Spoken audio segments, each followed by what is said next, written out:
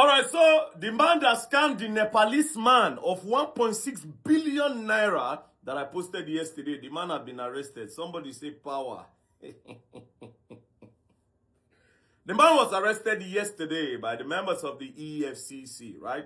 I'll play his video now so that you can listen to what he's saying. But before I play the video, you see that video I posted yesterday of me and the Nepalese man? That video, I did not record that video yesterday. I recorded that video on Thursday, 25th of June, 2026 at about 2:50 p.m. That was when we recorded the video, but I did not post the video immediately. The reason why I didn't post the video that day was because if I had posted that video that day, that man that was arrested yesterday would have probably seen the video and maybe if I don't run, come up from Nigeria. So immediately the man told me about the matter. If you remember, I watched the video again.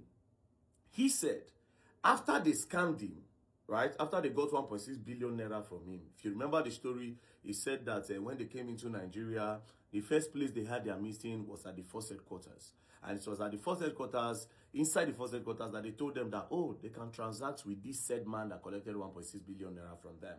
So that was where they got the assurance and the confidence to say, okay, no problem, we can transact, and these people are genuine and legit. So they now gave that man that money, right? So at the end of the day, after they've scammed them, they were now looking for a way to move them out of Nigeria, right? They used police a couple of times to threaten the man that they were going to get him arrested. So the man was even on the run. A victim was now on the run. They made the victim a suspect. And at a point, immigration almost deported him. But he ran to the UN because Nepal don't have their embassy yet. So he ran to the UN and said they finished him, that the UN should not let that happen to him, you know. And he was moved to a refugee camp. Somebody will get 1.6 billion. They chop on to the point where we say they move and go to refugee camp. Now refugee camp, they feed them. Bro, you see this country, they see this life, right? So when they moved him there, now, at a point, he now got the confidence to go to the EFCC. So when he got to the EFCC, right? So this is the part why, this is the reason why I use the EFCC now. So let's continue. So when he got to the EFCC, he told them about the case. When he told them about the case, that, oh, I was scammed so amount, and the people he met in the EFCC told him that, okay, how much is involved? He said 1.6 billion. They say, how much are you going to give us before we do the case? And because he didn't have anything to give them, they abandoned him. And they left the case. And he has been depressed and he has been frustrated until somebody told him to come and meet Very Dark Man. So immediately after I narrated the story, I just carried him sharp, straight to the EFCC on that same day that he came to me, Thursday, 25th June 2026 at about 2:50 p.m. I took him straight. I said, enter my motor. We entered my car with my admin in the office. We just went straight to the EFCC. When I got to the EFCC, I met one of their top officials. I said, oh God, look at what is going on, right?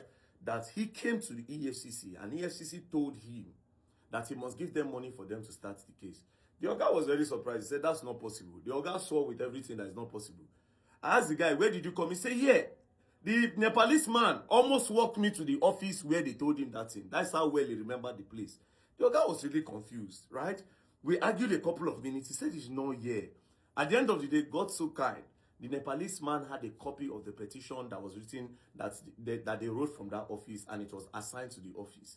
So when he brought it out, the Oga was so disappointed. He said, you know what? Let them bring all the people involved. You know, so they were going inside to talk to the people involved. He now said we should go up. So when we went upstairs, we met another Oga that is bigger than this other Oga that we met.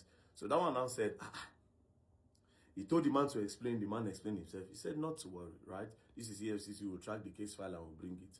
So at the end of the day, when they found out that truly the man came there, then Senior Oga now said he's giving them 2 weeks. That you see that money, that they must arrest this man first of all, and that money, they will recover that money and give it to the man. So in that 2 weeks, I kept quiet, right? But it's not up to 2 weeks. Yesterday, the man was arrested, right? So I will play the video now so that you can listen to what the man is saying. Then you will know how deep this case is, right? This case is actually very, very, very, very deep, right? These guys must give him Oga, they will call him. Oga, you say this man, come and explain to the world how you will collect $500 and something thousand from somebody, and you give the person the TV, they say you are talking about something. Anywhere I can collect my $1 from there, I will be collecting it. You give me my money complete. How can you? Is that no wickedness? As rich as you are, look at me, small business, I'm just starting. You want to collect this money. Okay, where is the service? Where do they render the service? And it's when you render the service, okay, I render the service. The other one collects $650,000 tomorrow. In fact, it's everything I'm going to put on. Then the Now, if you listen to the man, this was in the car when they went to go and arrest him. He was trying to explain that $500,000 was given to somebody, right? That somebody is actually the MD of Azman Air. Initially, I was doubting that, it be like say these people use Azman and they lie.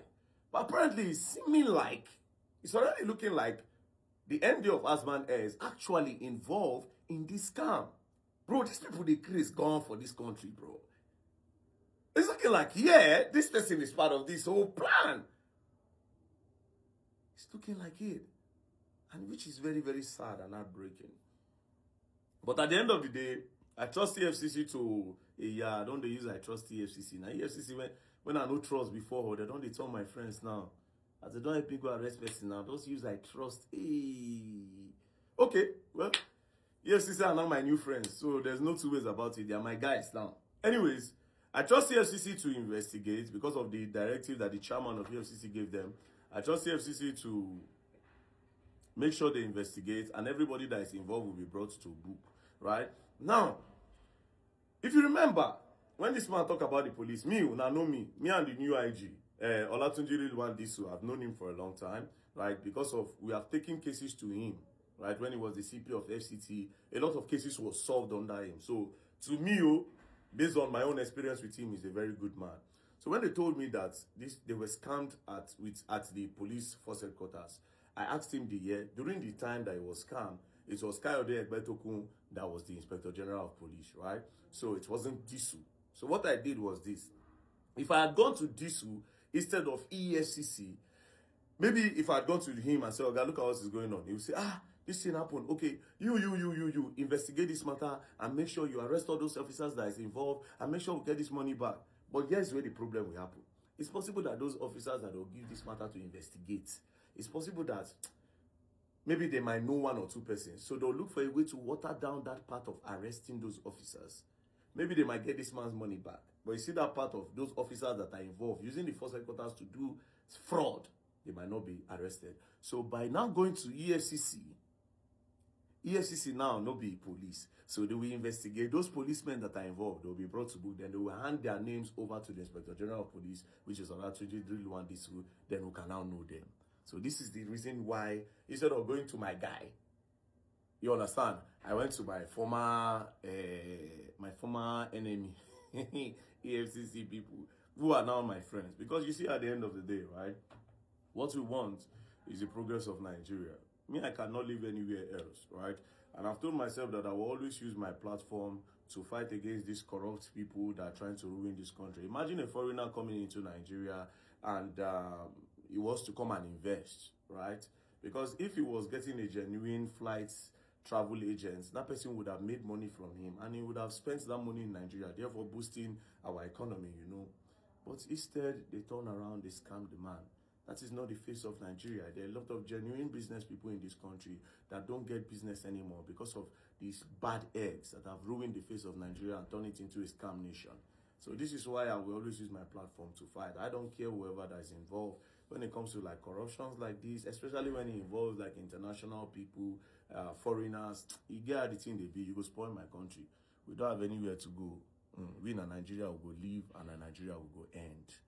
We are not living. I don't go Europe, God so kind. I don't go Europe, I don't go Asia. I don't travel well. So I don't say anything for there when I like.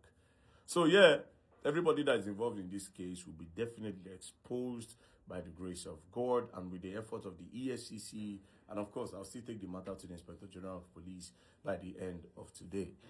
You understand? So peace and love, don't play. If you play, go on now, you will learn the hard way. Rattle movement, you know. I told you I'm an online police, not an activist. I catch thieves. Don't play.